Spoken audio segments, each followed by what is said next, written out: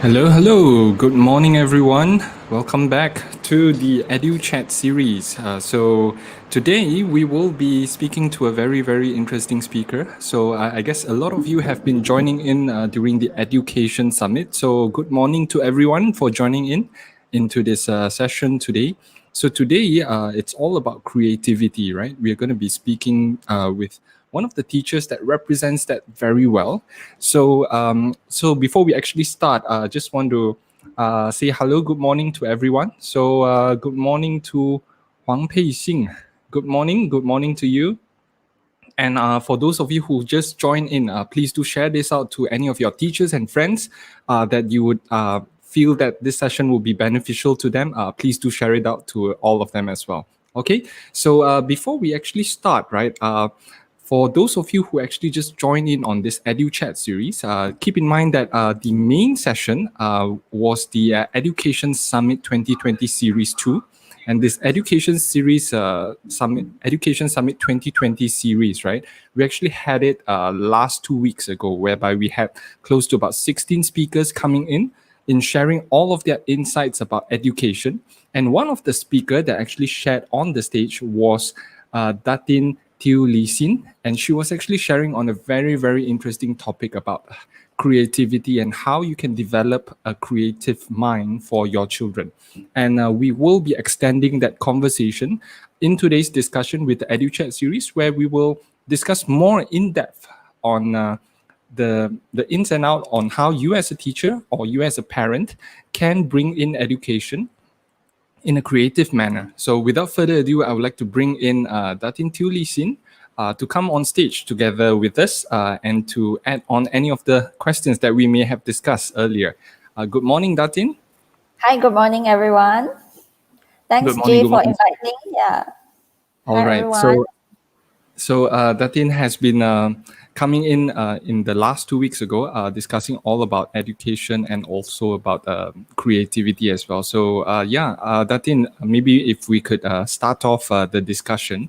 So a lot of the teachers have been asking me about, hey, what is Artivo School of Creativity all about? How did it actually get started? What's the philosophy? What's the difference between a normal art school and Artivo School of Creativity? So probably we can start with discussing all about you yourself and how you actually came up with Artivo. I know I threw a bunch of huge questions over there because I've been reading a lot of the feedback. So maybe you can start off with Datin yourself, a little bit more about how you actually get Artivo School started. Okay. As I think a lot of people know that I come from a very small place in Johor, which is Muar. So I'm actually a kampong girl. Why I really love education is because my father is a primary school teacher also. So he really gave a lot of positive impact to me in education journey. So he retired when I was like 10 years old. So I was like only standard 4 or 5. So at that time, I am the youngest in the family. So my dad was like retired when I was 10 years old. So at that time, I really I never thought that I'm able to complete my studies, especially my tertiary studies. So since I was like very young, I always have I always see my friend draw beside me, but I do not have my family cannot support me to do this kind of enrichment class, to attend for enrichment classes. So I always like, even though I don't really have a full set of crayon or color pencils in my childhood, every time it's like my sister, they all use already, then I have to use the remaining set of their set. So I always think that I hope I can have a full set of crayon to draw whatever things that I want. So at that time, when we first started Artivo, that is one of our mission. Even though those kids who are poor or they are not so well-to-do, they are able to how to say, they are able to unleash their creativity, to show their full potential in creative art also. So that is one of my childhood dream. So the other reason that I want to focus in education is because I'm the beneficiary of scholarships. I was a scholarship holder. So since like when I was 17 years old, my mother actually tell me, hey, if you cannot get any scholarships, then you have to start work. I was so scared, at that time, because from my childhood, like 13 years old until 17 years old, I always work part-time. I work in the factory. I work as a waiter. So I really know that that is not the life that I want. So when my mother told me that I have to go out to work, right, on 17 years old, if I cannot get any scholarships, I was like, oh no, what should I do in my life? So I tried my luck. At that time, my SPM result was not very good. I think I got 7 A's only. It's not enough. Plenty good.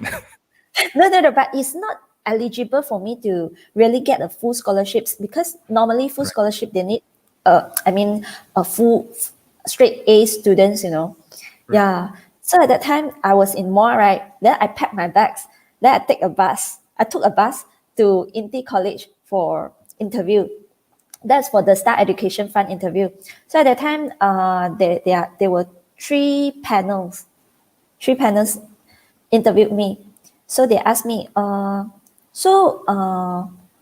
what contribution will you do if we granted you these scholarships?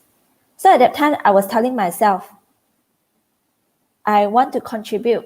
If I were given these scholarships, I will contribute in education. So that was my answers. And at last, I was very, very blessed. Then I received the full scholarships. Without any bond, without any, I don't have to pay back, and I don't have to work for them. So I think I have to keep my promise, to continue my journey in education. And that was the first the scholarships that I got. Then the other one was after I finished my degree in accounting. Then I worked in Ernst & Young as auditor.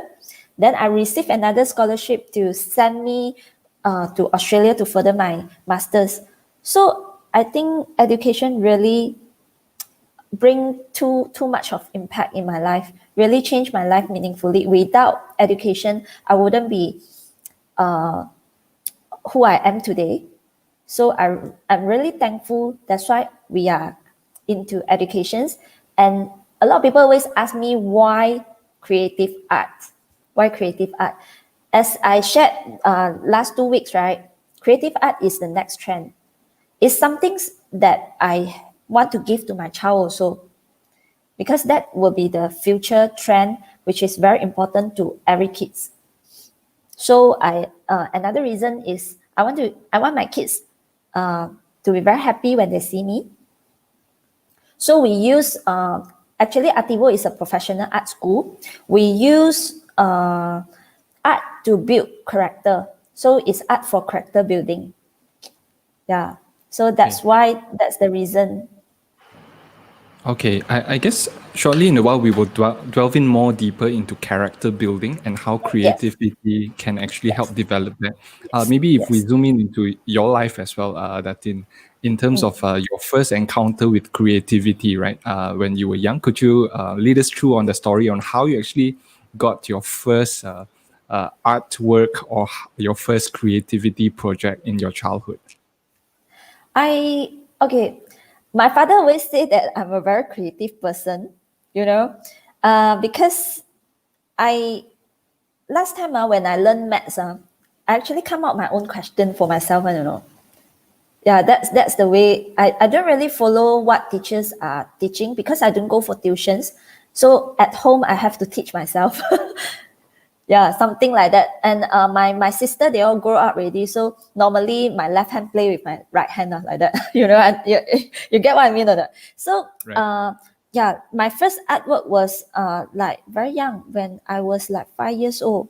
So I start doodle anything on the paper. When I see anything, I like to draw. Then I read, last time read comic also, then I imitate the comic. So I always like to do something different, maybe I'm from Johor Moa. So because it's a very kampong place, like I actually go and observe ants, My father always tell me that ants got the connector on their head. That's why they are very, they can have a very strong teamwork. So at that time, what did I do? I use the scissors to cut all the connector to see whether they work. No. Can they be can they be lined up in a line? So you see, my mind always go around, go stray. Yeah. So and I love to draw. I love to make craft. So normally I will use something that my parents don't really want. So recycle things. Then I start to build something that I see. Yeah, that's my childhood. So because I don't go for tuitions, don't go for any enrichment class. So I have a lot of free time to do these kind of things at home. Yeah. So in a way, there was sort of like a very magical and very special moment in your childhood, being able to explore. Yeah. Yeah. Okay. And I And always explore, like, abdomen of the insects. Yeah. Yeah. How many legs they have. So I always do this kind of thing. so in a way, you were very curious about the world around you, as well as Yes, to yes, really find out all of the details and the connections between things, right?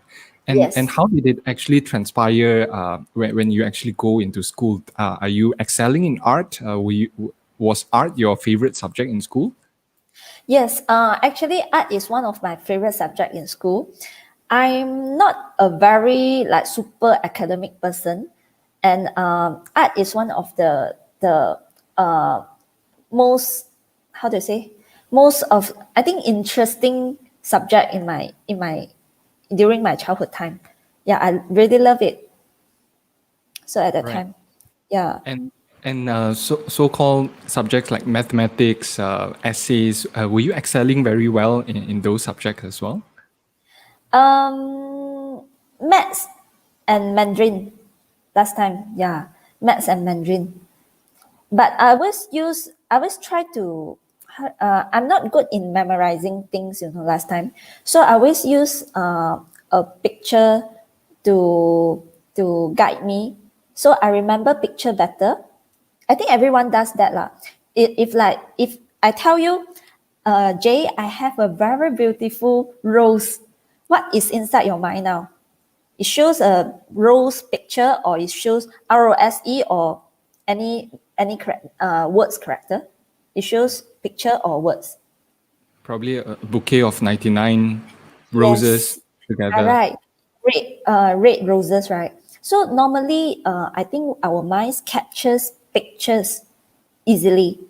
So it's like very, how to say, our eyes is like a camera. So it captures any image easier than words.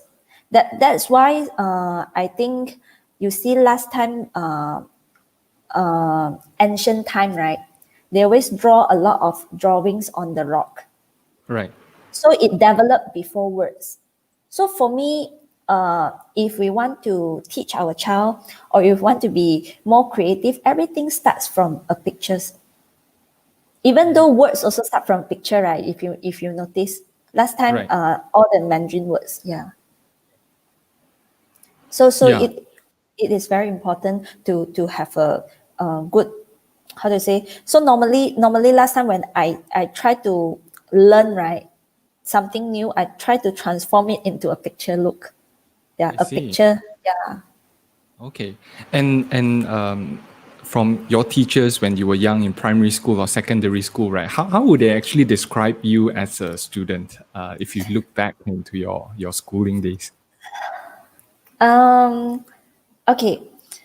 Some of my teachers, they think that I'm very quiet type of person. I think most of the time maybe I draw a lot of things on my textbook. I keep quiet there and and draw something on my textbook. So, but in fact, for the things that I love, I'm very bubbly. I can talk a lot for the things that I like. Yeah.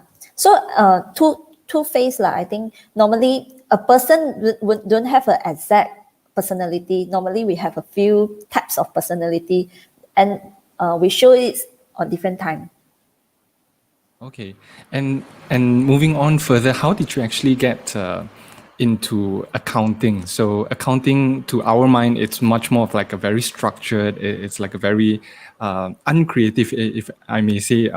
In a way, it's going to be very structured, and it's all have to be in a certain way. So how did you actually get over there, and how did you actually go through the entire process of going through the accounting study life? Yeah. At that time, right, I was my secondary school is a Sekolah Bestari. At that time, we do not have any art stream, so we are forced to study science stream, biology, chemistry, and physics. So I'm really not a science person. I'm more an art person, So, but I add on one subject, which is accounting. So that is the best subject that I have lah. So at that time, my father told me lah, okay, I think you can study accounting. Then I think every corporate also needs accounting. Yeah, and at that time, I have a friend. His father is a chartered accountant. So at that time, he also influenced me a bit.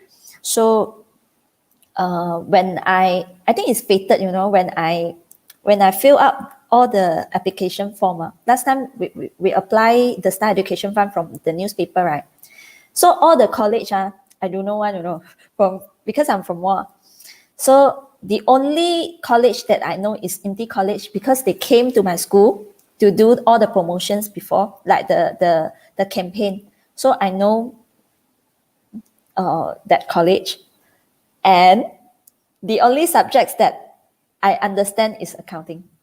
The other one, the other subjects like business administration. I do not know what but business administration is doing at that time when I was 17 years old. So the only subjects that I know is accounting. That's why I picked accounting. I see. Okay. Okay. So in a way, it's more of like, okay, there's only that choice, and that probably resonates well. Yeah, because at that time, based on my family financial condition, I was not allowed to choose. Like I love art, but at that time, graphic design is not very common. Right. So we do not have sufficient knowledge and to make an informed decision. So that's we follow the flow, at that time when I was 17. Yeah. Okay. And you sort of like took on a career in very briefly in Ernst & Young as an accountant as well. So how long was that period? Yeah. How long was around 18 months. 18 Okay. months. Yeah. Okay. I graduated when I was 21 years old. So the first job that full-time job was auditor in Ernst & Young. Yeah. So we always travel to different clients' place to do audit. And as all of you know, that auditor's job is very tedious and it's quite tough, It's like we work from 8 o'clock in the morning, and I work normally normal time until 12 o'clock. So every weekend I went to somewhere to study my ACCA at that time. So every weekend, yeah, that's my life during Ernst & Young time. But I learned a lot, especially all those like the internal controls, how to run enterprise or a company is very important. Right. And 18 months before you decided that, okay, probably I need to find something to move on in your career. How did that decision actually came about? Actually, that is fated also. You know why? Because at that time, okay, going to study going abroad to study, right? Studying abroad is always my dream. A dream that I never dare to dream, because at that time I graduated already. Then I work in Ernst & Young. I start contribute money to my parents already, right? At that time, so I think that I have to continue working. So at that time, I always think that I want to go. I feel very envious to my friends who can go abroad. I never got the chance. So at that time, my boyfriend, which is my husband now, who is my husband now, he wanted to go Australia to study his degree. So he told me that he asked me to go together with him. Then at that time, I told him I have to work. I have to support my family for financial part. So he told me if I help you to send in the applications, because I was very busy at the time as auditor. So he said, if I help you to send application to apply another scholarship, if you got it, you go with me. So I said, okay, at that time. So I really got it. I got another scholarships, which is no need to pay and no need to work for them. It's from Pan Sri Sujancha, the MAAC. It's a student exchange program for students in Malaysia and Australia. So that's how I end up into, Right. I went to Australia. And for the second scholarship, what subject did you actually undertake right after that? I actually took financial planning. Financial planning, yes. I think that is very good subject as well, because we can plan our own and we can help people in financial part. At that time, I was thinking like that. So I worked when I was in Australia also. I work and study at the same time. So in my life, right, I actually never stopped learning since I was young. Every time, like during Ernst & Young time, I also study my ACCA. Then after that, I study my masters. So after that, I went to bank to work as a corporate banker. I study bank papers also. So I was like never stop learning. I think this is very important. Learning ability is our personal development ability. It's very crucial. Yeah. Right. And throughout the entire journey from the first scholarship, second scholarship in financial, and how did it all came about until you arrive at, okay, I decided to start my own creative school in a way to teach art as the main passion. It's a calling actually. I work in a bank. I work in OCBC like for around 2 years.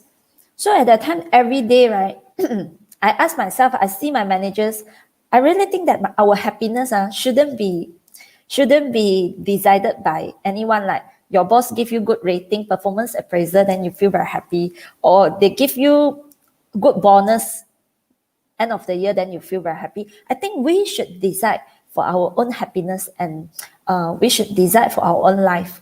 It's not like passing our happiness to people's hand, right? So yeah, at that time, I really think that after 10 years or after 20 years, when I look at my managers or my head of department, do I want to be like them? That's the first question I asked myself. And at that time, I had some family planning. So I think that I want to do something.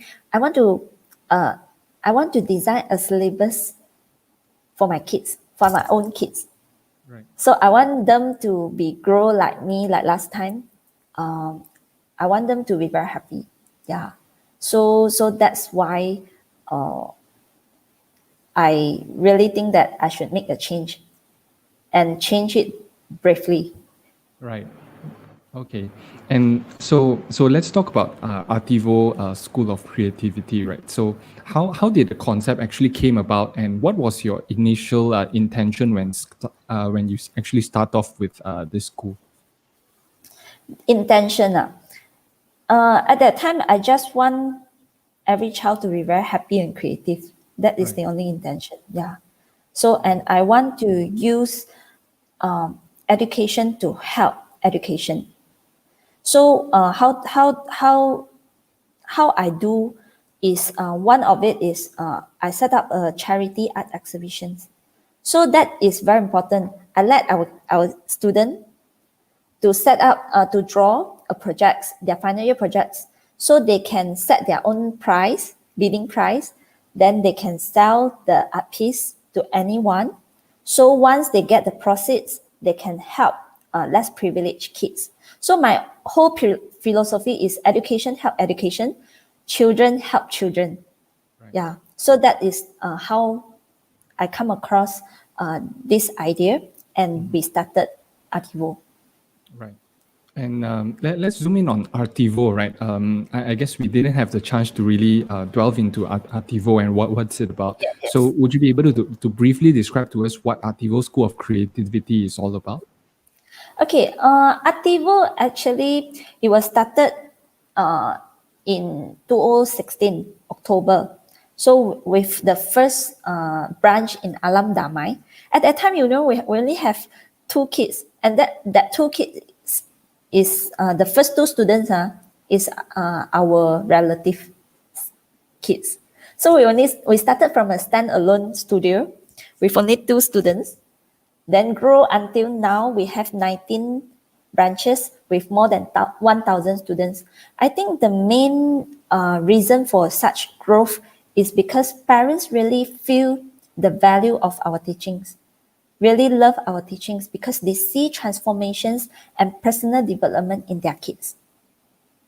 So Artivo is an art school. Artivo means art plus vivo, means everybody's have a creative art cell in their life. Yeah, that's our main purpose. So our mission is to enrich life with creativity. So you see, every week students come to our class, their life must be enriched. We must enrich them with new knowledge, new skills, new concepts, new way of doing things. This is very important. So we use creative art. A lot of people see art as a final product. So whether the product is nice or not nice, but we see art as a journey. So it is a tool for me to develop their concentration, to build their character building, to build their patience, to build their focus. Yeah, this is a very important and strong tool for us to do that. Okay, and okay, if I were to remember back my old days when I went to art classes, right? So there's a teacher in the class, and then they'll give us a topic. Okay, today we're gonna draw animals, right? And they give us the paper, and then we sort of like try to scribble, and then they'll correct us here from there. So that is sort of like a traditional art school, right? So Yes. would you be able to share with us Artivo School of Creativity? How does it differ in terms of how you actually teach or the day-to-day runnings in the classroom? How does it differ from the traditional art school? We design a lot of syllabus. We always educate our parents also. We don't really do photocopy teaching. Photocopy teaching for me is like for example, Jay, today we are going to draw a happy birthday celebrations. So everybody have to draw the same thing, right? Or underwater world. So for us, we don't teach that. Like for example, I give them a circle. You can put up the picture, then we can engage all the audience. Yeah. So yeah, the Is this second the one? one. Yeah, this Okay. is the one. So you can see, like for example, today I give you a circle, what you can turn into. So some of the kids, if you look at left is a chicken, right is a fish. Yeah. So actually a circle shape can turn into anything, can be a sun. Yeah. Maybe everyone on Facebook Live now, all the audience can think of one object, what circle can turn into. So that is to train our brain muscle. Yeah. So what do you see, Jay? What do you see, Jay? Um, I see a sun. the the moon. Moon. Oh, okay, that's great. A full moon, right? Yeah. So you see, we don't really give them exactly what you need to do, but we really respect all the opinions from kids and from the floor. So what they want to draw, that is more important than what I want you to draw. Right. Yeah. So in a way, so I see that in creativity that there's sort of like two parts towards it. So one part it's more of like the structured, so which is the limiting factor, right? So Yes. this is a round shape, right? So this is sort Yes. of like a structure, and then on top of the structure, you allow the kids to pour in their own creativity to fill in the entire picture from their Yes. perspective. Yes, actually, they can. I didn't say that. Like for example, they can make it into like how to say the round shape, right? For example, it's a birthday cake with a slice taken off already. Yeah. So I didn't say you can't change the shape. You still can change with your creativity. Just like the Apple logo, also with yeah. With the bite of the Yeah, with a apple. bite of the apple, yeah. So it's like you can change the shape. So we didn't restrict them. It's only Right. ourselves, our mind restrict ourselves. Yeah. Right. Okay. And I see that you mentioned a lot about character development in the child, right? So towards the entire process, right? Say for example, a kid were to go to Artivo School of Creativity, and how does the entire education process work in a way that can really bring out the inner development of the child to be able for them to shine through and to in a way to be able to discover the hidden gem in that kid through the entire learning process. Would you be able to share with us? Because a lot of teachers are watching over here. I guess art, like you mentioned, it's a very important subject that can really develop a child into something much more bigger than themselves. So through the learning process, right? How would a teacher or in Artivo School of Creativity through the learning process help to bring out or to aid the students to discover something bigger than themselves? Okay. For kids, we always need to explore them because their knowledge and the things that they see might be limited. So we have to expose them with a lot of new skills and new knowledge. And our class is actually small focus group, so we can have discussions with all of the kids what is in their mind. And for kids who has limited ideas, right? Sometimes they do not have ideas. How we help them in all the ideas? We play games with them. We ask questions. So we drill down to their daily life, their emotions. So that's sort of way that we try to guide the kids to express themselves. This is very important. So and another thing is before all of the kids they want to learn or excel in anything, I think concentration is very important. Focus and concentrations. You see nowadays a lot of kids, right? They watch phones a lot, smartphones a lot, right? So YouTube, yeah, a lot of parents also have this kind of concern. Like when I remember when I was pregnant, I went into a restaurant. So I saw like in front of every kids there is a phone. Do you realize that in a restaurant nowadays? Yes, yes. So there was an incident which really scared me a lot. What really surprised me a lot, there was a waiter. Actually, he was holding a plate of salad, and suddenly the plate fell down, right? Fell off from the waiter. So it, the sound is like very, very big. So I start to observe all the kids in the restaurant.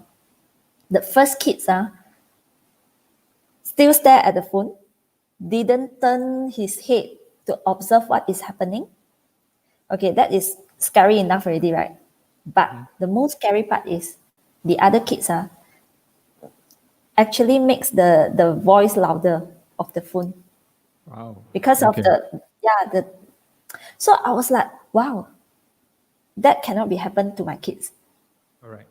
That's why my program, our syllabus have to be as interesting as possible, as fun as possible to get their attention and their concentration into away from the smartphone, Yeah, Right. that's really scary. I don't want my kids to be like that. So, and I don't want all of my students to be like that also.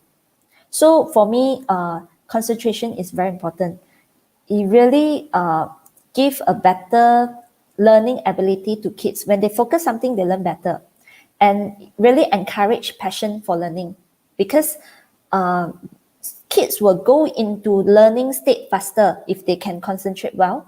Then they can digest the knowledge and things that they will think that it is easy to learn. It's not difficult to learn and is happy to learn. So they feel the sense of accomplishment. So that's why art is the best tool to develop concentration. Right. And Yes. before I actually go into the concentration and the interesting bit, right? Just want to find out from Datin. There has been a lot of debate with regards to parents and teachers with regards to providing kids, right, with handphone, allowing them access to YouTube, right? What's your take on that? Do you allow your children to use devices, social media, YouTube? Okay, my kids is as a mother of two, I have two kids. I think is depending on their age. So now my kids is 3 years old and the other one is 1.5 years old. So definitely, I don't really give them phone I see. at this. Yeah, one is the blue ray of the. I mean the sense of the light. It will Right. actually Right. hurt your eyes. So along the time when they go into like 7 years old to 9 years old, we will have limited, will have restrictions in usage, because they apparently in future they have to use it also. Yes. Yeah, and the other thing is self discipline is very important. Self discipline is very important. So we have to train our kids for self discipline. Yeah. So to finish their things first, then only can enjoy what they want to do. It's like for us also, like when we have WhatsApp during working, it's very distracting also. Yes. Yeah, we can't really focus. So normally I'll put my phone away. I don't reply all the WhatsApp until I finish a task. Then I look at my phone for like 10 minutes. Then I Right. come back to work. Yeah. Okay. Right. So it's very So, important.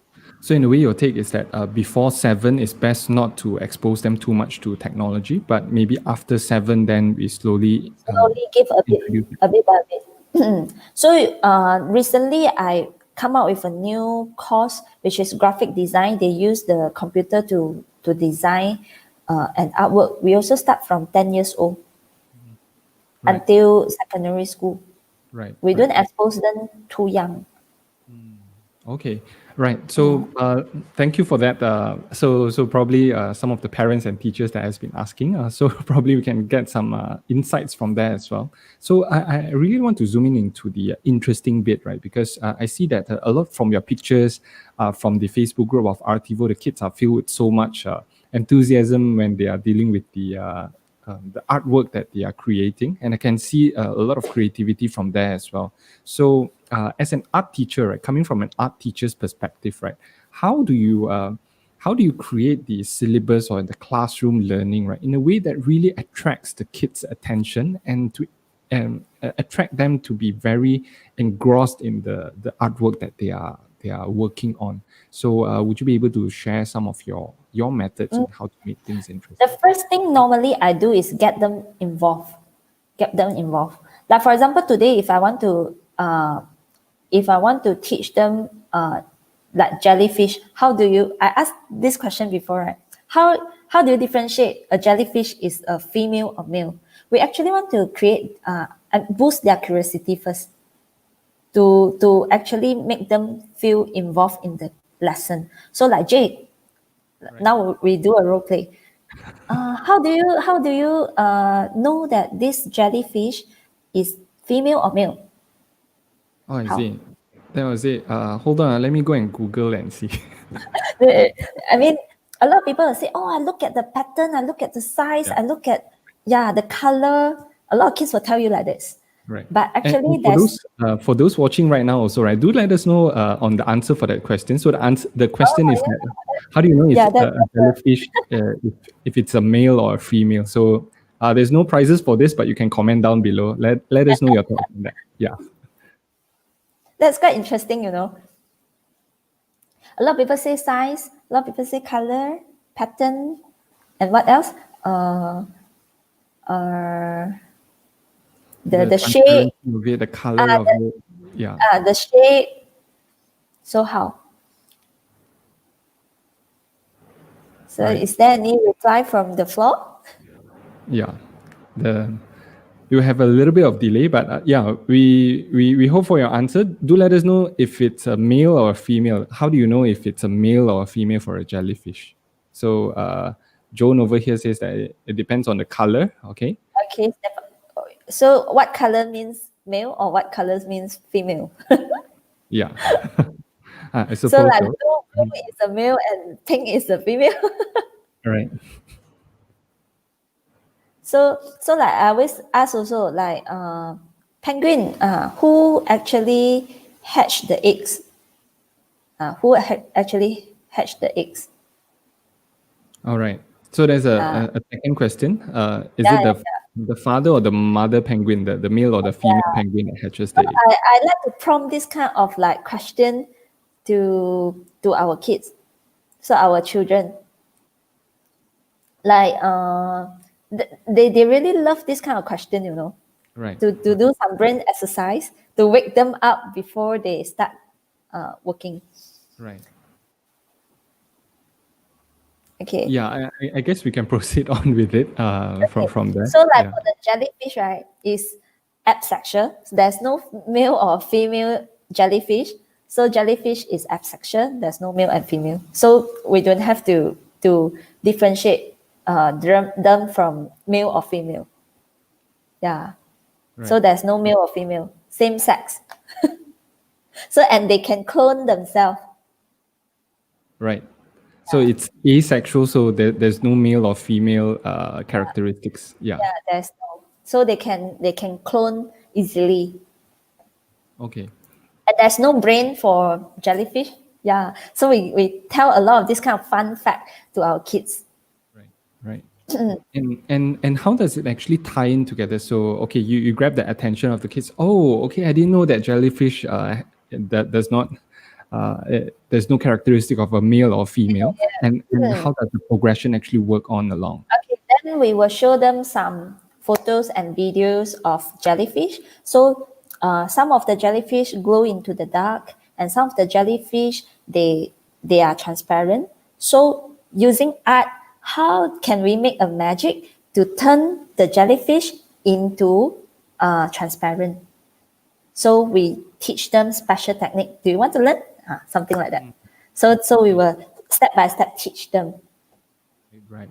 Right. Yes. So it starts with a question to really intrigue their curiosity to really find out about the subject before Yes. transpiring it through. Okay. Yes. Actually, it's not only for child, for us as a adult, right? Normally, I'm sure a lot of people also attend a lot of courses. If the speaker is like just tell you the fact and all the statement, I think you will fall asleep during the lecturing, right? Right. Exactly. Yeah. So Right. we must always have some activity to give them some question to get their brain exercise. Yeah, that's very important. Okay. And towards your entire journey of creating syllabus and working with kids, right? Would you be able to share with us some very effective tools, right, that can immediately catch their attention aside from asking questions from the kids? From your entire experience, would you be able to share to teachers out there if they really want to capture their attention in a class? How would you actually do it? Say, for example, you walk into a classroom of 40 students that has is running around without any direction. Yeah, how would you really interact with them from that manner? Okay, that's how we train our kids. Like when they go to our center, right? Every time before COVID-19, we actually let them. They have to pick the way of greeting, whether they high five with us or dance with us uh, or they hug us before they go into the class. Because our class is like small focus group, only like 8 students in a class, so we can do really like personal engagement with every kid. So during different festival, we also dress up. We also like during Christmas time, we also dress up like Santa Claus. Right. Yeah, yeah. So sometimes we organize party. Sometimes we have gratitude day, because I'm doing character building. So who they want to thank, who they want to appreciate. So we do a lot of different things, and they sometimes I do gift day. So after they make a craft, they have to exchange the gift with their fellow friends. So through the session, they do not know what is the next lesson to be expected. So they feel happy, and they anticipate a lot. How they feel very happy, and they wanted to come to our class every week. So because they do not know what my teacher is doing to me next week. Yeah, like mooncake festival. There was a time they have to make their own mooncake. Then they have to design the box. Then go back give to their family. So the mooncake that they eat, right, is handmade. Okay. Well, so it's I can see from what you're describing, it's more of like a family, and there's a lot of activities that the children and the teachers and the parents actually get involved together, Yes. surrounding the entire narrative in the classroom, right? Yes, because we want to enrich life with creativity, not the students' life. After they do the artwork with creativity, they can enrich people's life also. That's our mission. Okay. And so for at the end of the class, right? Do you do it? Uh, do you create in a form of assessment, or in a way to really get the feedback whether if the students is progressing? So I guess the question would be that how do you know if the children is progressing or improving on their own terms? Okay, we sometimes we look at their concentration span. Doesn't mean that a normal kids normally they have 5 to 15 or 20 minutes concentration span. So in between the 20 minutes, then we have to create something, then get their attention and teach something new also. So the first thing we observe is their concentration span. The other thing is we observe their passion, whether they can express very well or not. How they plan their ideas, that execute their ideas, and have the passions to complete the artwork. So we will do some assessment every class. So scoring. So in every 2 months, we will have a small 5 minutes talk with the parents. But every year we have a parent day to welcome all the parents to our center. Then it's the time to showcase the kids' artwork and performance during the year and the progress. And That's what we do to keep track. Monitoring their progress is very important, because we don't see like really enrichment class. We really want kids to transform from to a better person. And in a way, I see that there was a very important point that you mentioned earlier, which is to allow the kids to set their direction, and as an adult, to be able to allow them to continue on their progress and to make sure that they continue on with that without giving up on what they actually set out to be, right? So Yes. because we work with a lot of children as well, I see that one of the key aspect is that children are oftenly discouraged in a way if they find out that, oh, this art thing that I'm doing right now is not working out, right? And then they would despise it, and maybe they throw their artwork away. So towards the entire journey, to ensure that they follow through on their journey of learning until the completion of their artwork, right? How does a teacher, or maybe you yourself, how do you actually guide them through the entire process? Because I know it's a very difficult process for children.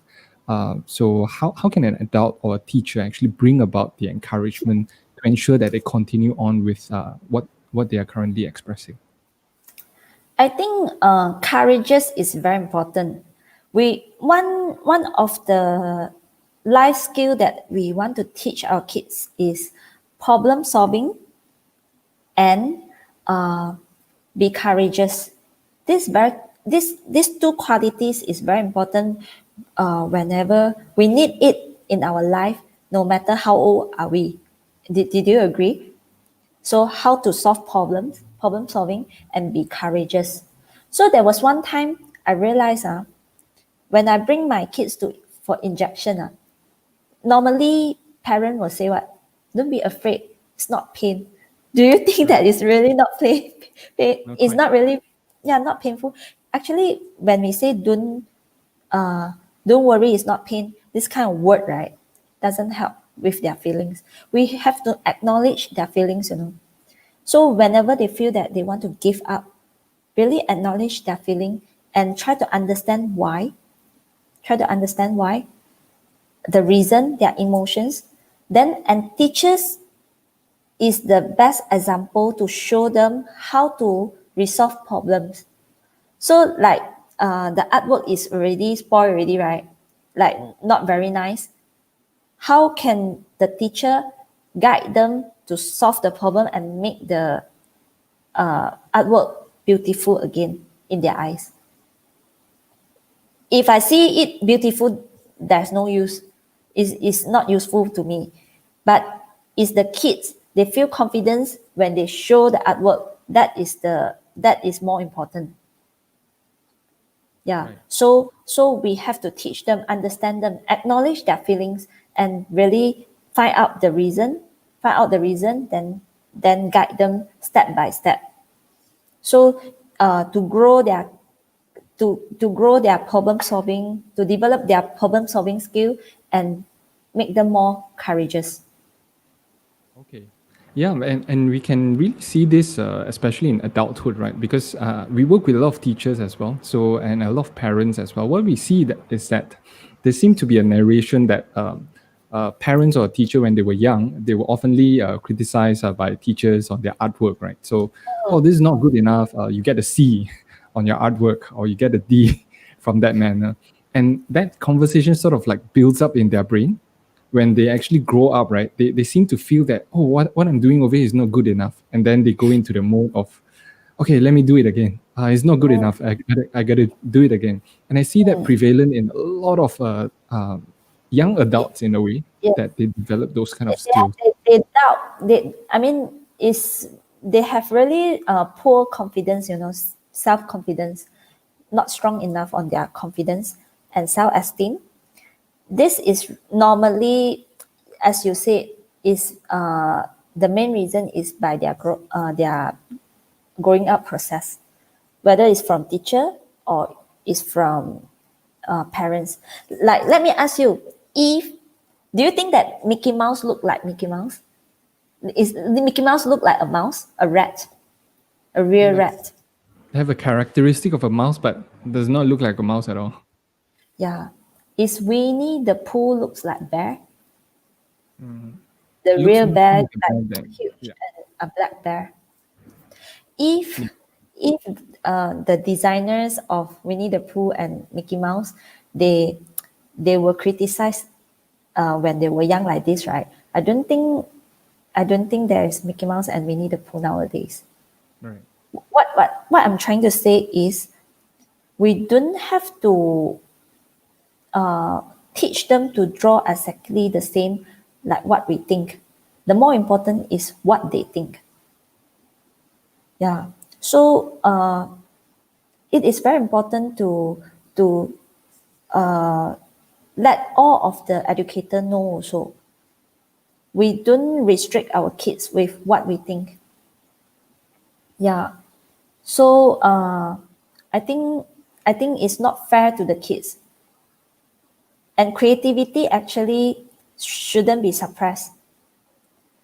Like a lot of parents are sometimes they when especially during competition time, drawing competition time, a lot of parents say, why you color like that? Why you draw like that? You know, they actually give comment based on their ability now, not the ability of the kids. Right. So there was one time I organized one activity, parent and kids. Parents do the competition, kids be the person who's standing beside. So the parent feel, the mother, right, feel the stress, Wow, now I know how it's not easy to color, not to color nicely, blend the color nicely, not color out of the line. Right. We must let them experience, If Right, not, it's right. very unfair to the kids. So kids will be the guide. No, mother, it's not like that. You should color like this. Teacher say it's not like that. You should color like this. Then the mother is, how, Like, what should I do now? So then the mothers know it's not easy for the kids. So sometimes I strongly suggest that we have to get the engagement from the parents. It's not like throwing the kids to the school, then expect them know everything.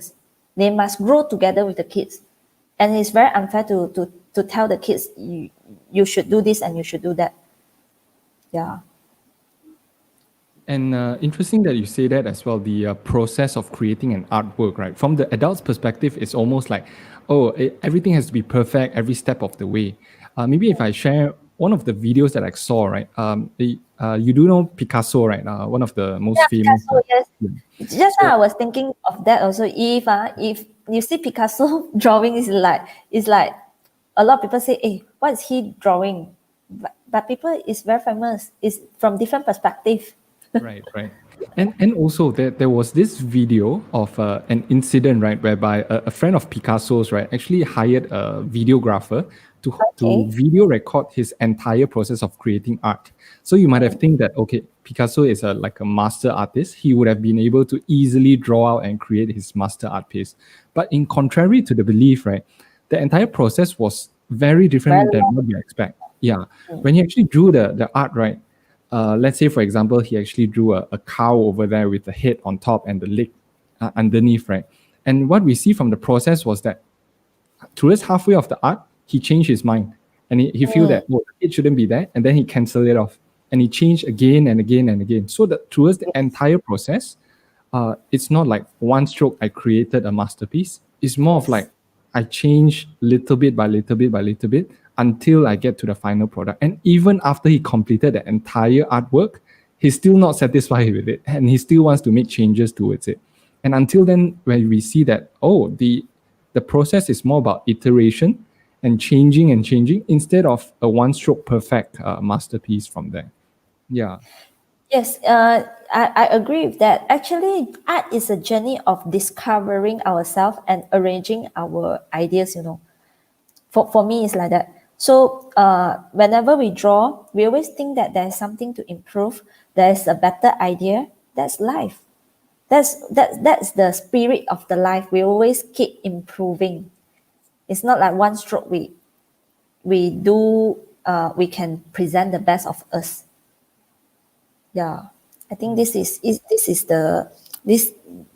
what you are trying to share with us, right, Jay? Yeah, I guess end of the day is that after I watched that video, it totally changes my perspective on what art should be. Even for the best of the best, they are changing and they are changing around and they are making mistakes and they're correcting out from there. But Yes. it almost feels like second nature that, it's supposed to be imperfect, but my ability to make it perfect afterwards is much more important than actually producing a perfect art piece by itself. And it changes my Yes. perspective on how I guide kids in my school. is that, okay, just make as much mistake as possible. And then after that, look at it again and see how would you do differently. And then you change just 1% every step of the Yes. way. Right. Yes. This is the power of exponential, you know. Like every day we improve 1% is very important. Yeah. So especially for our kids, during learning time, if we didn't make enough mistakes, it wouldn't grow us. So we have to celebrate all the mistakes and wins for our kids. Celebrate the mistakes. Yes. And I guess as a teacher and a parent, it's very important that we allow them to have the space of making errors, or the so-called Yes. errors, right? Yes. In a way to allow them to, okay, just do what you can, and then after that, improve upon what you have. Yes, they feel very secure also. If we give them this kind of tolerance, they feel very secure in their mind. So they know that I'm not born to be perfect. I'm able to I'm it's okay if my mother is or my teacher is okay to let me make some mistakes during my growing time. It's very important, and actually it builds their confidence. Okay. And from there, I guess, Datin, from the EduChat, right, we will have some questions from the audiences as well. So if you have any questions, please do bring it up so that we may be able to discuss from there. So one of the questions over here from Aziz. Aziz, good morning. Nice to have you here again. So it's involved a lot of hands-on activities, but how to make sure it's also a minds-on when students engage in the activity? Any comments on that? Just as I said, we have to observe the kids' concentration span, the span time. So every 20 minutes or 15 minutes, we have to put some small little activities or small little things that attracts them, like voice, or in terms of props that you prepare, or any game, little game, like 1-2 minutes things to attract their minds on again. So every 20 minutes. Okay. Right. And in a way, on the mind, right? So I guess you were sharing in terms of asking them question, getting them interested on the topics and such. Through the entire process of the learning, right? What kind of mental note that you want to ensure that a child is really picking up on towards the entire process when they're actually having that activity in the class? So, for example, when they are building their, let's say when they were drawing that circle, right, and they may use a 2-hour period to complete the entire thing. So in their mind, right, how does a teacher actually engage with them from the psychological perspective or from the mental perspective? What do you mean? Actually, is how do we guide them? Yes, yes, yeah. Okay, normally I give them a sketchbook so they can draw whatever they want first. Then they can scratch all the ideas without how to say worrying about the failure. So they can sketch anything. So after like for example, I don't show them circle first. I just ask them, what do you want to draw today? So, I want to draw myself. So then I give them the circle. How do you actually use the circle to be part of your drawings? So normally I don't really limit them first. Yes. So So I ask them to draw on the sketchbook, then they can you know, kids mentality is like that. This one is not a real, I mean the on the drawing paper so they can really freely draw anything they want. right. Then okay, but I give them 10 to 15 minutes. So I still teach them time management. So it's almost like a brainstorming session to allow them to just throw out any ideas onto that canvas Then before only going. do relate thinking. Okay. Yeah. All right. Yeah. So I So guess that's why I show you a video just now, right? I sent you a video just now. That yeah. is our 4 years old kids, how they make their own presentations. Normally, we give them presentation also to make sure that they really know what they are presenting I see. by using their own words. So you can show the video to the audience. Sure. I guess we'll Yeah. take a short break as well. So for those of you who are interested to know more about Artivo School of Creativity, so we'll put on the links down below. So I'm going to play a video for all of you over here to have a glimpse on what on what Datin has just mentioned over there. So Yes, yes. have a look at this video. They have a better picture.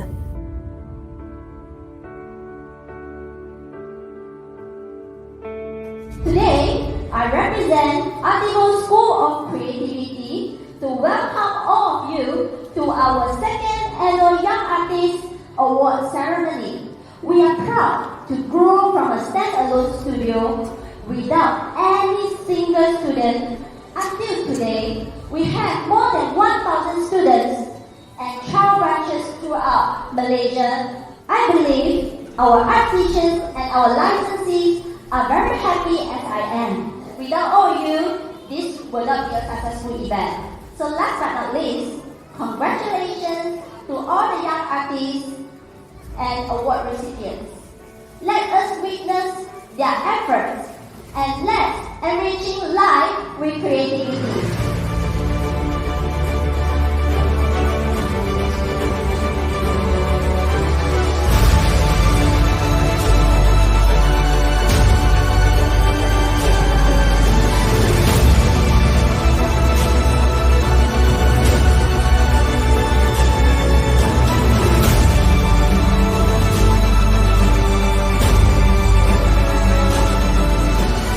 Since after joining the Artivo, I could see many changes in her. She's being like independent and she has the courage and being bold. I think Artivo is a good platform Yeah. for young kids to groom themselves up in terms of art. So this is a good platform for them to express their talent. Thank you so much, Artivo, to bring up all those little talents and little artists. Thank you so much. 首先，我喜欢 Artivo because 它比较注重孩子的创意，让孩子做回他自己想做的事情。所以在很多方面，他们的创作呢，都看到孩子自己的味道。我们的孩子回到家之后呢，我就发觉他们两个会比较喜欢自己拿纸出来，自己创作，自己会画一些东西，然后这个是很大的转变。我孩子他很开朗，他觉得Artivo里面有很多活动让他去参与，然后他很喜欢里面的所有老师，他在里面也有蛮多的创意点子。他总是很开心啦，来到Artivo这里。First of all, we actually want to thank Artivo for giving us a chance. I found that after joining Artivo, my daughter learned a lot. Actually, she knows how to mix the color well. In fact, she's more confident in presenting her artwork. We would like to encourage more parents to join Artivo. It's a good platform for all of us to learn. In fact, our children actually can fully show their potential in art. Thank you so much.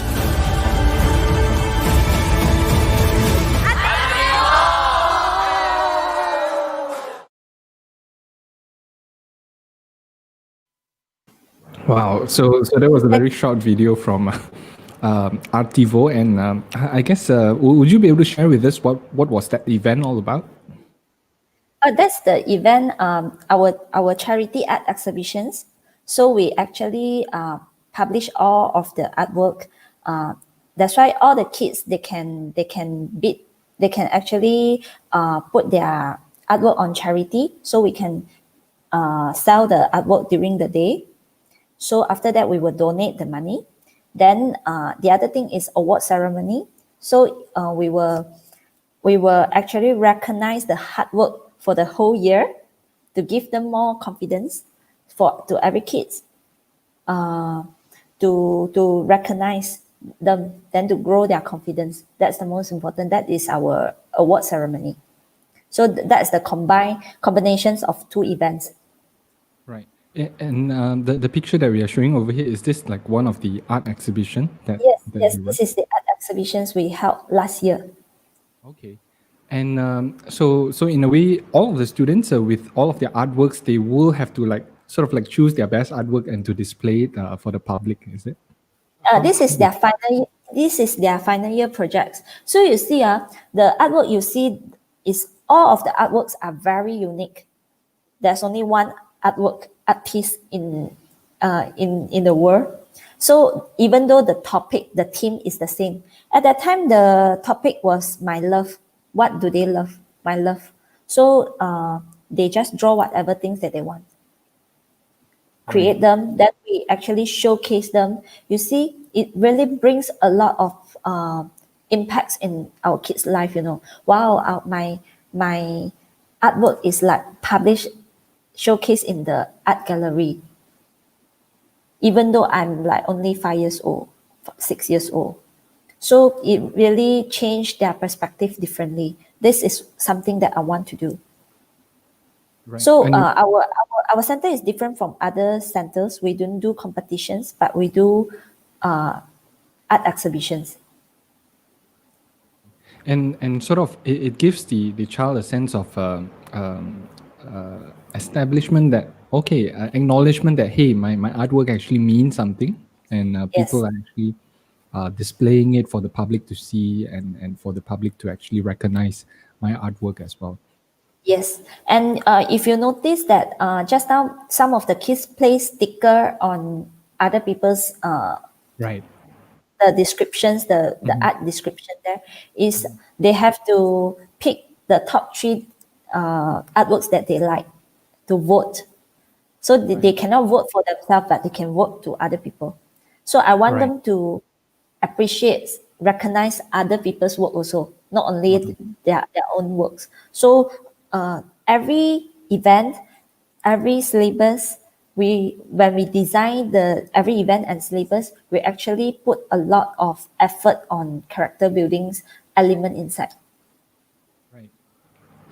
And okay, this is sort of like a side note question. I see that the squid, right, the sotong, came up again and again and again, and I see that it's sort of like a mascot for Artivo School of Art, right? Would you be able to describe to us the meaning behind having the squid as one of the mascot for Artivo? When you see squid, right, do you think it's very ugly or cute? The real squid. It's quite Some people ugly, might right? think it's very tasty, but it's very smooth. Yeah. That's why for squid, why the first reason that we use it is because squid has a lot of tentacle, the legs, The 8 tentacles. legs. Yeah. So every tentacle you can hold different art tools. We have a lot of art tools, different art tools. So the other thing is actually squid is the great swimmer in the sea, and is one of the smartest sea creature because they run away, they actually splash all the squid ink, then they can run away. It's one of the smartest. So great swimmer means we hope that the student can be outstanding, can be excel. And with art, the squid ink was black and it was turned into rainbow colors. So that's the meaning why we choose this mascot. Yeah, and for those of you who have some ideas on, this is the blue color squid over here, right? This from the website. Yes. Okay. And, Actually, if you want to know the meaning, also you can go to the introduction part. There's a description of all the mascot we have. Our mascot, it's a bit slow. Okay, how many mascots are there in the Artivo? So maybe you can. 6. Okay. So Artivo. Right. So every character's alphabet represent one mascot. So I see that the awesome, the Roxy, Tito, Ify. They have different personality, and that is the things that we hope we can teach our kids. Like Tito is a tortoise with time management.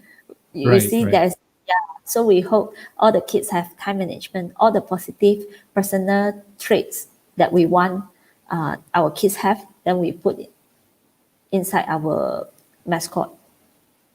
And so forth. We hope that the students are able to incorporate some of this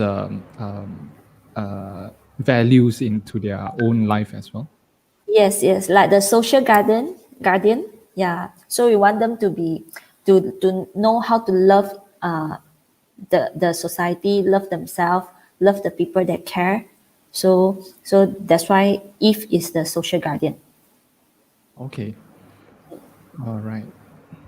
So yeah, so for those of you who wants to find out more about Artivo, please, we have stated down the website down below, so we can do check out, because there's a lot of very interesting informations in there. Including the programs that they actually offer as well. Okay. So Teacher Lee Sin, I guess from the final part of the discussion, right? Would you be able to share with us in terms of because there has been a lot of teachers that has been telling us that, hey, the presentation during the Edu Summit, right? The activities that was shown over there, it was quite interesting, and the teachers can see how they can actually use it in their own classroom.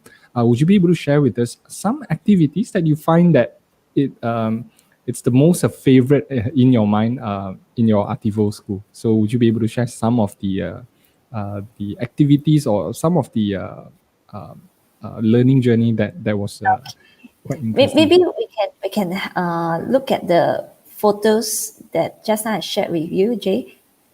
Yeah. So normally, what I'm trying to do is we also don't limit ourselves with all the materials, and yeah. So if you go to the left, this is the clay, and we use different materials to make different things like wood, glass, paper. So basically, anything that you can see in life, we also turn it into beautiful pieces of artwork. So when you put to, can you scroll to the, this is one of my students' artwork also. Then we do social work. Then sometimes we give free class. Then to the right. Okay, to the right, you can see a booth. So they can make their own booth, then selling things that they want. So every kids make one booth. So there will be one day like open day like that. Then all the parents will come and look at their artwork, the projects that they have done. Okay, right side. Okay, so before we send our kids to one day trip, right? So like for example, that day they went to a farm. So before they go to the farm, they have to make their own hat, design their own hat. So before they go to a trip. So that's something that we always do, make the artwork meaningful to them. So they can use it, they can enjoy it during, they know the purpose of doing that. That's more important when we design all the syllabus. Right. Yeah. So this is the collaboration with OCBC. We do for their morning cycle day, something like that. Yeah. So if you go to right, that's another project. So this is the one that really caught my attention. That do they create their own transportation, their yes. own vehicle? So it's every kids loves their own car lah. So we actually want them to create their own transportation. So with any creativity that you want, how do you want your car to be? Yeah, you design it. So we use the recycle. All my teachers went to the shops nearby to collect all the cardboard. Then the recycle cardboard. Then our kids can do the projects. Some of the parents bring their own cardboard also. So when you scroll to the right, is a Ferris wheel. We also use different kinds of material. So they can actually turn their own Ferris wheel. Then they can put things inside also. So you see, I really like 3D things, like pop-up things, because that will pull their attention. They think, my artwork can be played also at home. So and for this Ferris wheel, right? Well, what was the concept behind them creating something like that? Would you be able to share with us how does the entire classroom or the concept actually work out? Because normally for kids, they really love playground, and they love all the fun fair. So that's why we comes into this idea. We teach them how to build things from 2D to 3Ds, and it's movable. To train their fine motor skills, then to let them know how to make movable things.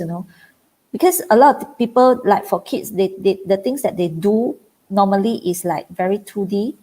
So I want them to enjoy it. Then they can, if you see the below part, right, it's a wooden box. Then they can pull out and put their happy things, write the happy note, and then put inside. Right. So whenever they feel happy, because Ferris wheel, when you see Ferris wheel, right, you think it's a very happy things, right, represent happiness. Yeah. So whenever they feel happy, they can put a note inside. Right. And at the end of that completion, they have to present their artwork to everyone in the classroom as well. Yes. Then at the end of the artwork, then they have to tell their feelings. What are the feelings during when they do the artwork? What challenges they face? This kind of thing. Yeah. What they have learned. And why is it very important for them to really express themselves in the way after completion of the artwork? Sorry. What do you mean? Why is it important for them to express and to really present their artwork and their art piece to everyone? Would you be able to share with us the factor on why the presentation and why expressing? Okay, the first thing is, you see, if they always look at a handphone at home, the human touch, the communication is lesser. So some of the kids they don't really dare, or they don't really express themselves. So we want to encourage them to express themselves, to tell people what's on their mind. That's really reduce a lot of family problems for us. Then secondly, to slowly build their confidence. Every speakers, how to say, every speaker is a leader. Every leader can speak. So we want to train all the leaders. So we hope that all the kids are the future leaders. So we want to train them to express their feelings since young. Right. Okay. So it allows them to have that conversation and to start building their confidence and expressing their artwork. Maybe in future, when they're grown up in the workplace, they have to present their work as well. So yes, and every time when they present, they really give me a lot of new ideas. My creativity also, my ideas also gets from them sometimes. right. Okay. It's a two-way thing. Mm-hmm. And let's look at some of the other artworks over here. This is this is a bird. I mean, the woodpecker. So they can open the door on the tree. So it's 3D also. So I like to see kids doing things with recycled things, so they feel happy, and they feel the sense of accomplishment when they finish the artwork. And let's go through it. So so that is the OCBC event. Just now, I think we had it ready. Then you can go to the next one. Yeah, you see these two boys, they do, like, even though the theme is the same, but they might there are some differences in the artwork. Everyone's creation journey is different. So Right. this is the canvas. Sorry, this what was the theme of this art creation? This is the northern light. So Right. when they off the light, right, actually the northern light will glow into the dark. I see. So they were given glow in the dark When they off the light, materials. Okay. And then we use special materials. right. Okay. Yes. So if you go to the right side, this is the Mooncake Festival, the lantern. Right. So it really can light up. So we use recycled we recycle material also. So our program, we really design it with like different materials. And Okay. Then to do some role play things, then why they want to design their own mask. So this is one of the program, one of the syllabus. Yeah. Then right side. So whenever they after they draw their artwork, right, they have to present. So we have to showcase them on the easel, then they present. Right. It's very interesting, yeah, to listen to their stories every time. That's yeah. This is canvas also. So they draw their family. Then from the artwork, you can know a lot of family details or their thinking details of the kids. So it's very important. Art really helps kids to express themselves a lot. Okay. And would you be able to share with us in terms of some of the very interesting stories that you actually pick up from the kids when they were actually drawing and their narration of it? What story really stands out when you were interacting with them? There was one time it really stands out was the team My Love, right? You know, one of my students draw a drops of water. I Right. thought normally all the kids will draw their pets, their toy or their family, this kind of topics. But these kids draw a drops of water. Then after that, inside the water is like the there's the pollution thing, this kind of thing. So you can feel their level of thinking is not really on the surface. They really think a lot when they draw.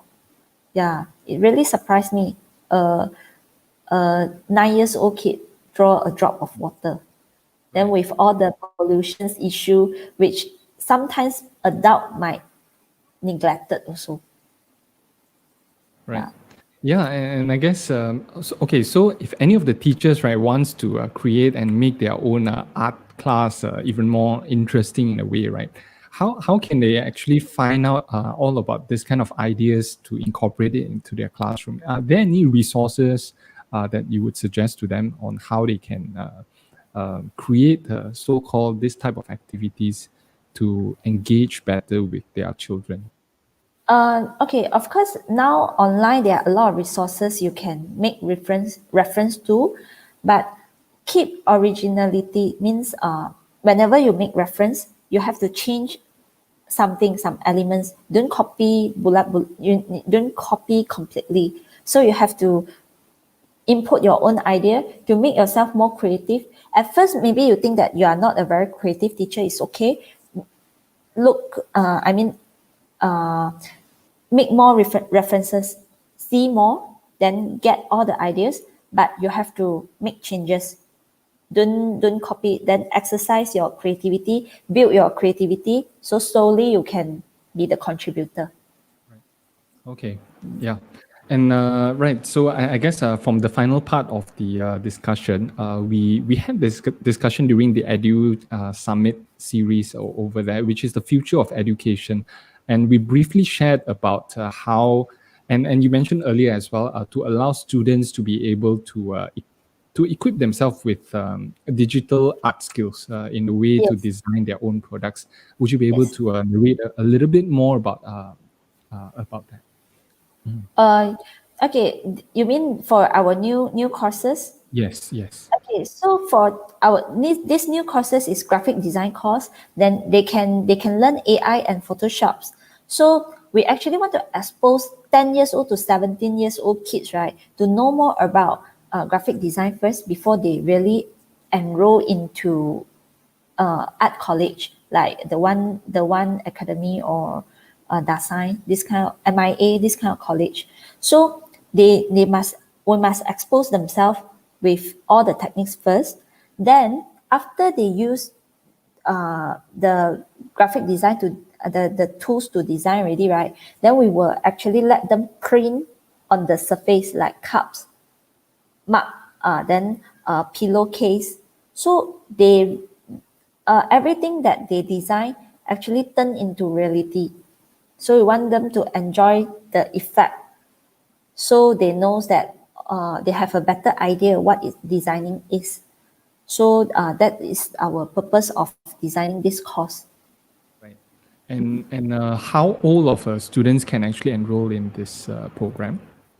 Mainly, we have two types of target. One is 10 years old to 17. The other one is 18 to adult. So Jay, you can enroll also. Even adult can actually take on the class as well. Because some Okay. of the adult, they want to design their own logo. They want to design their own name cards. So we can teach them on that also. So to make the whole society more creative. Right. So it's not limited only to name cards. So anything that touches on creativity and design. Yes. And Yeah, so yeah, so what's the intention of bringing this program out to the public in a way? And what's your vision on how you would actually build this so-called new program and to offer it to the marketplace? First thing is, just like I say, I want to expose the kids before they really decided their career path. So decide their, just like me last time, right? I do not know what is business admin for. I do not know what is finance for. I only know what is accounting. So my choice being very limited. So this is I want to help all the kids to know better on the course that they want to enroll first. Yeah, so that's the main reason that we create this. The other thing is, as I said, AI is the future trend. This creativity is a future trend. So I want to let them expose themselves in this area first before they go to society. Yeah. So in a way, it allows them to have sort of like a sneak peek into the world of creativity and the career path of creativity as well. Yes. Okay. And this is Right. the life skill that they will use it forever. Once they know it, then they can use it forever. Exactly. Right. And I guess from that side, during, I guess, RMCO has been extended until end of December this year. So Yes. would you be able to finally share a little bit more about your center and how you are actually working with students and parents as well during these times when we are having COVID, and Okay. lockdown as well? During March, right? I think we had MCO. So my all of the classes that we had used to be offline classes. So they come to our center once a week. Then in a week time, we actually make a lot of video. So before I make all the video, I grab my child to my son to actually test the program first. Then only we give it to our parent. Then we during that period, we really search a platform to get all the parents to log into our website and see all the learning content. Then we do Zoom teaching also. So on the 1st July, most of the kids actually come back. But at the same time, we didn't stop our online teaching because we have a lot of different students during MCO time, right? From other states, which we do not have branches in. So basically, for me, MCO is quite a good thing to me so far. Why do I say so? Because it pushed us to try something new, to transform our platform online. Yeah, to make a very fast change. So the other thing is we do a lot of online publicity. So now our student enrollment, right, is actually higher than last time. Right. It's quite surprised. Yeah. So I think it's really thankful to our team to do a lot of research and really gives value to all the parents. Yeah. Right. And so far right now, are your classes already resumed in your center? Already but with the SOP, so 1 meter distance. So we have lesser students in the class. Okay. And that is online learning sort of like part of your syllabus right now? Do you incorporate online learning into your current syllabus? Actually, it serves different group of people. So online learning, we actually now what we are doing is they don't have to prepare all the materials at home. Once you subscribe our online learning, we will actually send the material to your house, to your doorstep. Then you can log into our website and look at the video. Right. So you learn step by step. Okay. All right. So yeah. So I guess for that we have to cut short on the discussion for today. Datin, thank you so much again for joining on this EduChat series as well as the Edu Summit 2 weeks ago. So for those of you who want to find out more about what Datin Tiew has been sharing with us, she has presented on a very concrete example on how she manages the day-to-day, as well as some of the practical tools that you can actually use in your classroom in the education summit 2 weeks ago. So please do log in on her unit in the Facebook group as well to find out from there. And Datin, any final words to teachers out there that will be watching and in the future times to come with regards to the topic of creativity as well? I hope that all of the teachers, we must believe ourselves, we are creative, and only creative teachers can produce creative students. So really, I hope everybody, we should exchange do more brainstorming, so to help ourselves to be more creative, to help each other to be more creative, so we can help more students, we can help more children. So that's our mission. So we hope everyone can be creative. And so I guess final comment from Joan as well. Thank you, Teacher Lee Sin, for these new ideas. It really helped me in teaching my two kids and my right. And I guess with that, thank you so much again, Datin, for joining into this EduChat series. We hope to find out more and to hear more of your progress in your future programs, as well as the future programs that you just described earlier with the graphic design for adults. Definitely want to find out more with regards to it. Actually, by right, this year we have planned to go abroad. So we hope to get some really committed partner to expand Artivo in different countries. So, but because of COVID, we actually put a stop, but it really gives us time to do more R&D to make our syllabus better. So I hope that next time we can go abroad and bring this homegrown brand to worldwide. Okay. Wow, definitely as well. So any ways on if any of the teachers wants to reach out to you, how can they best contact you or get in touch with you? They can send email to me, or they can contact us through Facebook, Artivo Malaysia's Facebook. Yes. Okay. Yes. So we'll be sharing on the link below. So if you have any further questions for Datin, as well as anything with regards to Artivo School of Creativity, please do have a look at their Facebook. There's a lot of very interesting pictures and videos over there that we can actually have a look. All right. So with that, Datin, thank you once again for joining into this EduChat series. We look forward and we hope nothing but the best and all the success with your program and to bring more creativity and fun, laughter, happiness to more kids and students out there. Okay. Thanks, Jay. Thanks, everyone from the floor. Okay. See you. Thank you. All right. And one final thing as well, Datin, I guess her birthday she just finished her birthday, I guess during August. So for those of you who are watching, please do wish a happy birthday to Datin as well. Thanks. Right. So thanks, Jay. Right. And so thank you so much again, Datin. All right. We'll see you definitely in future to come. Yes. Thanks, Jay. We'll see you soon. Thank you.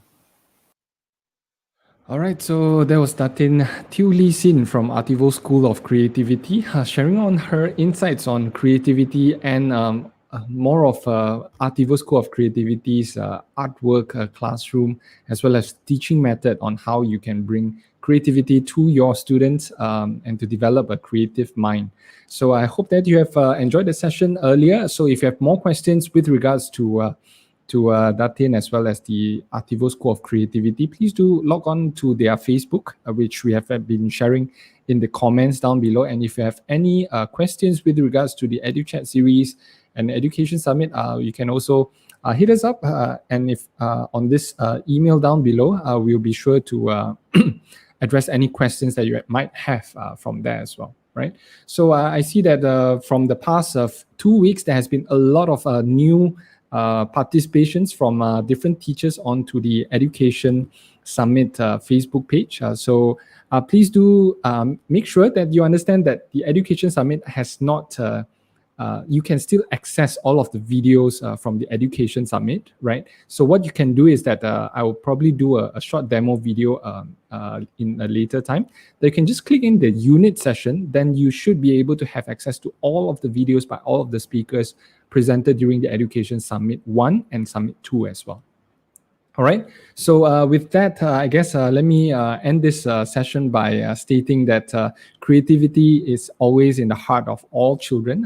It has been born in everyone's mind, right? It's a matter of whether if you are able to develop and to really evolve it to the next level. So hopefully after this session for today, we are able to incorporate creativity and how to develop creativity in our child's mind through more interactive learning in classroom as well from towards that manner, right? So with that, I guess thank you again for joining this into this EduChat series. We hope to see you in more episodes to come. So remember so we will be having EduChat series every Saturday, right, at 10:30 a.m. So if you are wanting to find out more about this, so please stay tuned on our Facebook page and on our Education Summit group as well. All right. So with that, thank you so much. And we hope that you have a great weekend and see you in the next program to come. Take care, everyone.